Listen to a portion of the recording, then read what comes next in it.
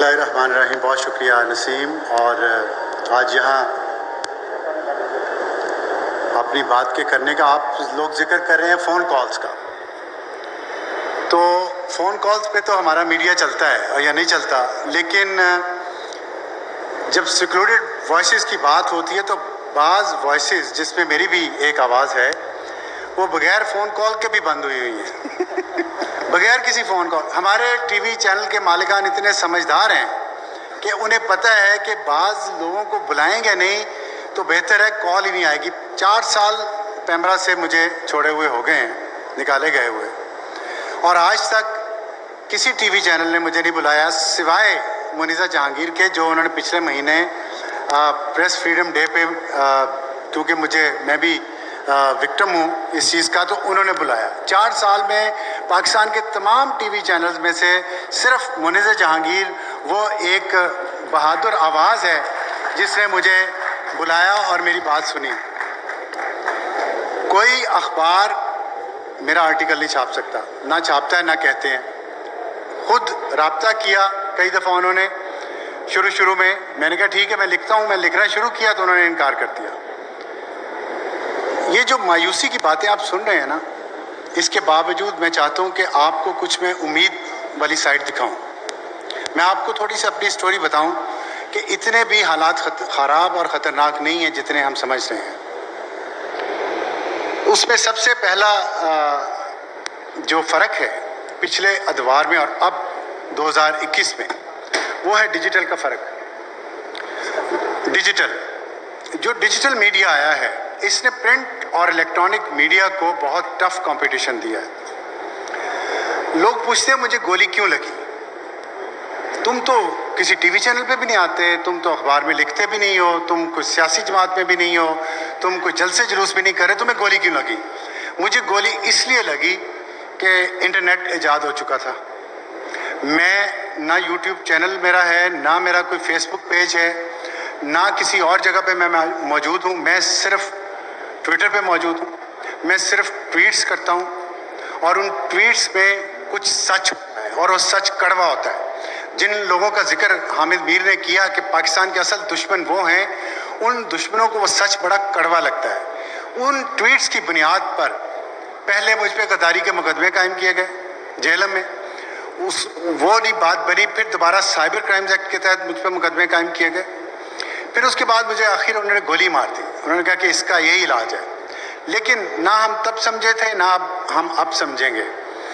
اور یہی بات میں نے آپ سے کرنی ہے کہ دیکھیں، اگر آپ کو سیکلوڈڈ کر بھی دیا جائے، یہ خدا نہیں ہے. ان کو خدا سمجھنا چھوڑ دیں اور اللہ پہ بھروسہ کریں، اس رب پہ جو سب کا رب ہے. اور دوسری بات یہ ہے کہ جب آپ کے پاس یہ ڈیجیٹل میڈیا ہے تو آپ کو کسی اخبار کی، کسی ٹی وی چینل کی، کسی اینکر کی ضرورت نہیں ہے اپنا سچ باہر لانے کے لیے. آپ کو یہ ڈیجیٹل میڈیا آپ کی آواز کو، آپ کے سچ کو ہر جگہ پھیلا دے گا. آپ دیکھ لیں جنرل عاصم باجوہ کے بارے میں کسی ٹی وی چینل نے کوئی شو کیا اس کی کرپشن کے بارے میں؟ وہ ارب پتی جرنیل ہے. کسی ٹی وی چینل نے ایک پروگرام کیا، کسی نے ایک ٹرانسمیشن چلائی؟ نہیں چلائی. لیکن ڈیجیٹل میڈیا پہ وہ خبر بریک ہوئی، ڈیجیٹل میڈیا نے اس کا احتساب کیا اور آخر کار اس کو اپنے دونوں عہدے چھوڑ کے اس ملک سے فرار ہونا پڑا. یہ طاقت ہے ڈیجیٹل میڈیا کی اور یہ طاقت ہے سچ کی. اسی سچ کی طاقت کو میں آپ کو تھوڑا اور ایک بات کرنا چاہتا ہوں کہ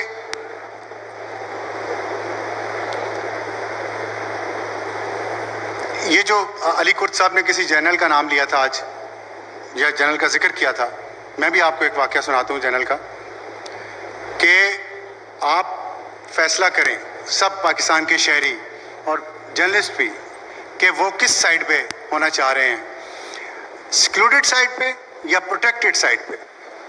جب میں پیمرا کے چیئرمین تھا تو اس وقت عامر لیاقت ایک اینکر ہوتے تھے، وہ بڑے چہیتے ہیں. انہوں نے آج صبح میں سن رہا تھا ان کا انہوں نے کسی کو انٹرویو میں کہہ رہے تھے میرا تو وہ بچپن سے خیال کرتے ہیں. اب بچپن سے جن کا وہ خیال کر رہے تھے، میں آپ کو ایک واقعہ سناتا ہوں جو سچا واقعہ ہے اور میرے سامنے ہوا ہے، اس لیے میں اس کی گواہی دے رہا ہوں کہ انہوں نے پاکستان کے تمام جو آزادی پسند صحافی تھے جو سول سوسائٹی کی اسٹرانگ وائسز تھی، ان کے خلاف انہوں نے پروگرام شروع کر دیا بول ٹی وی پہ 2017 میں.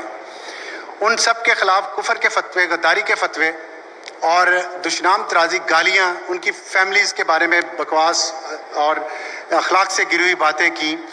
تو پیمرا کو کمپلینٹس آئیں 26 لوگوں کی. پاکستان کے پرومیننٹ جرنلسٹ، اس میں طلعت بھی تھا، حامد میر بھی تھا، اس میں نجم سیٹھی تھے، اس میں میر شکیل الرحمان تھا، شاہ زیب خانزادہ تھا، بہت سارے لوگ تھے، امتیاز عالم تھے. اور انہوں نے سب نے یہ شکایت کی کہ یہ انسائٹمنٹ ٹو وائلنس ہے، یہ ہماری زندگیوں کو خطرے میں ڈال رہا ہے، اس پہ پیمرا ایکشن لے. پیمرا نے ان کا پروگرام بند کر دیا. وہ ہائی کورٹ پہ چلے گیا اور ہائی کورٹ سے ان کو، میں معزز جج صاحبان کا یہ فنکشن ہے اس میں، لیکن پھر بھی کہنا چاہتا ہوں، ہائی کورٹ نے لیکن پیمرا کے فیصلے کو اپ ہولڈ کیا. وہ سپریم کورٹ میں چلے گئے ہمارے اس اپیل کے خلاف. اسی دوران جنرل فیض حمید نے مجھے کال کیا. انہوں نے کہا میں آپ سے ملنا چاہتا ہوں. میں نے کہا جی آپ کو ضرور تشریف لائیں، آپ کو ضرورت ہے ملنے کی، آپ میرے دفتر تشریف لائیں، میں حاضر ہوں. وہ تشریف لائے اور میں نے اپنے پیمرا کے جتنے ہمارے ڈی جیز تھے ان کو سب کو الرٹ کیا. میں نے کہا کوئی نیشنل سیکورٹی کے ایشوز ہوں گے، ڈسکس کرتے ہیں کیا پیمرا کو کرنا پڑے گا، کرنا چاہیے، کیا ایشوز ہیں. ہم نے پوری تیاری کر کے بیٹھے تو جو میجر ایشو آیا ہمارے سامنے انفارچونیٹلی وہ یہ تھا کہ عامر لیاقت کو کچھ نہ کہیں.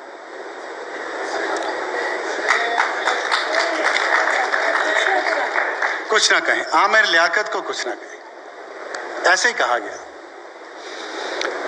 خیر میں نے کہا جی یہ تو نہیں ہو سکتا.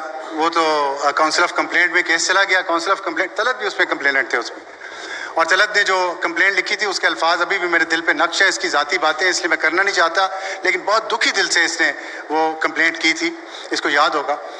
تو میں نے کہا جی یہ تو نہیں ہو سکتا. بہرحال وہ چلے گئے. اس کے بعد سپریم کورٹ میں کیس چلا گیا ہمارا اور عامر لیاقت پہ پابندی جاری تھی. تو honourable chief justice Saqib Nisar صاحب وہ کیس کو بنفس رویس سن رہے تھے اور میں وہاں پہ آرگیو کر رہا تھا ان فیور آف بین آن عامر لیاقت. ہمیں بہت امید تھی کہ ہمارا کیس بڑا مضبوط ہے اور ہم بڑے اچھے آرگومنٹس دے رہے تھے. تو اچانک چیف جسٹس صاحب نے، آنریبل چیف جسٹس صاحب نے کہا کہ ابھی بریک ہے، بریک سے واپس آ کے ہم فیصلہ سنا دیتے ہیں. وہ بریک پہ چلے گئے. ہم بڑے خوش تھے کہ یہ فیصلہ پیمرا کا جاری رہے گا اور اس پہ جو بھی کاؤنسل آف کمپلینٹ کا فیصلہ ہوگا وہی فائنل ہوگا. جج صاحب اور ان کا معزز بینچ بریک سے واپس آئے تو ان کا موڈ بدلا ہوا تھا. انہوں نے آتے ہی کہا کہ عامر لیاقت پہ پابندی ہٹا دی ہے ہم نے، عامر لیاقت پروگرام کرے گا. اور انہوں نے پیمرا کو اسی وقت پابند کیا کہ آپ کو انہوں نے یہ تو نہیں کہا کہ آپ کی یہ سزا ہے، لیکن ہمیں تو سزا ہی لگی. انہوں نے کہا آپ لوگ روزانہ عامر لیاقت کا پروگرام دیکھیں گے، اس کا ٹرانسکرپٹ بنائیں گے اور اس کے ٹرانسکرپٹ کی کاپی اور اس کی ویڈیو روزانہ آپ سپریم کورٹ میں فائل کریں گے. ہم فیصلہ کریں گے کہ یہ ٹھیک کام کر رہا ہے کہ نہیں کر رہا. انصاف کا بول بالا. یہ آج ہمارے معزز چیف جسٹس صاحب فرما رہے تھے کہ اس ملک میں حکمرانی ہے قانون کی. یہ قانون کی حکمرانی کی میں نے آپ کو ایک مثال دی ہے. اس کے بعد عامر لیاقت صاحب نے پھر وہی کام شروع کر دیا. بہرحال ہمارا اس پہ کام ختم ہو گیا. تو میں آپ سے یہ درخواست کرنا چاہتا ہوں، سب سے خاص طور پہ پنجابیوں سے اور پھر خاص طور پہ لاہور کے لوگوں سے، کہ ان خوف کے بتوں کو توڑ دیں. ان خوف کے بتوں کو توڑ دیں. ہم مالک ہیں اس ملک کے، آپ مالک ہیں اس ملک کے. یہ جو مینار پاکستان جہاں پہ کھڑا ہے آپ سے کچھ کلومیٹر دور، یہ آپ کو روزانہ یاد کروائے گا کہ اس ملک کے مالک اس ملک کے عوام ہیں، جنہوں نے 23 مارچ 1940 کو یہاں قرارداد پاکستان پیش کی تھی. اس وقت اس ملک کی عدلیہ اور اس ملک کے جرنیل برٹش راج کے ساتھ تھے. وہ اس ملک میں قرارداد پاس کرنے والوں میں نہیں تھے. وہ ہمیں نہیں بتا سکتے کہ حب الوطنی کیا ہے. قاضی فائز عیسیٰ کے والد ہمیں بتا سکتے ہیں کیونکہ وہ ان قرارداد پاس کرنے والوں کے ساتھ تھے.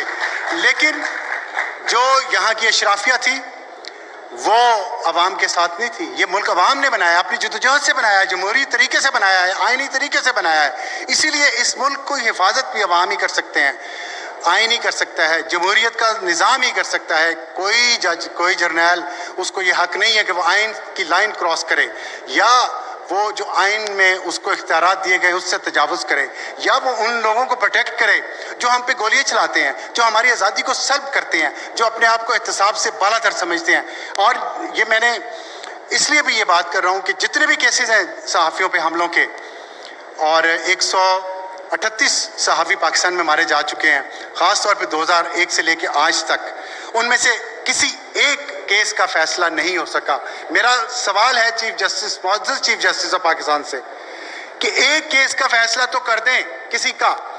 हमारे इस्लामाबाद में जो दुनिया का ख़तरनाक तरीन कैपिटल सिटी है जर्नलिस्ट के लिए, उसमें जितने सहाफ़ियों पे हमले हुए हैं, किसी एक का मुजरिम पकड़ा नहीं गया।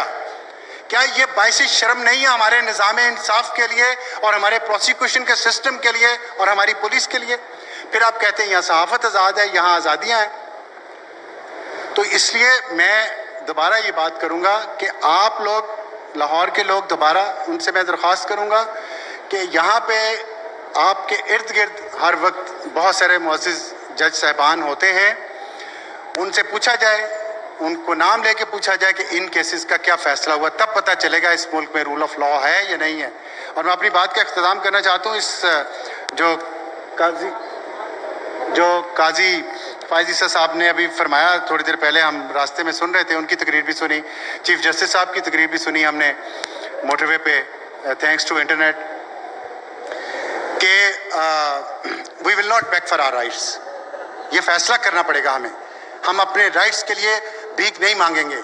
हम ब्रिटिश राज के अंडर नहीं रह रहे, हमने तब नहीं भीख मांगी तो अब क्यों भीख मांगे? हमारे टैक्स पेयर्स के पैसे से यहाँ ये मुल्क का निज़ाम चलता है। जब हम टैक्स देते हैं तो हम अपने राइट्स भी मांगेंगे और उन राइट्स की हिफाजत भी करेंगे इंशाअल्लाह। Thank you very much.